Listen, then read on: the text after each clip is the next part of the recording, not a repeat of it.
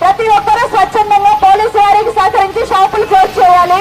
ఎవరైనా పోలీసు వారి ఉత్తర్వులు ఉల్లంఘించి షాపులు కనుక ఓపెన్ చేసినట్లయితే చట్టరీత్యా చర్యలు తీసుకుంటాము. ప్రతి ఒక్కరూ దయచేసి పోలీసు వారికి సహకరించండి. ప్రతి ఒక్కరూ షాపులు క్లోజ్ చేసేయండి.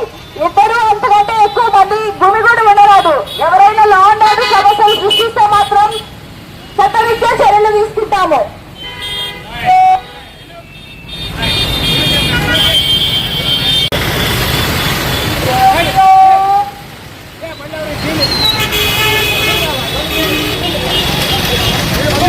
సత్తెనపల్లి పట్టణ ప్రజలకు పోలీసు వారి విజ్ఞప్తి, పల్నాడు జిల్లా మొత్తం 144 సెక్షన్ అమల్లో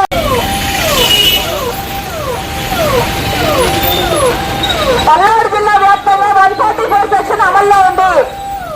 దయచేసి పోలీసు వారికి సహకరించి షాపులు మొత్తం క్లోజ్ చేసేయండి.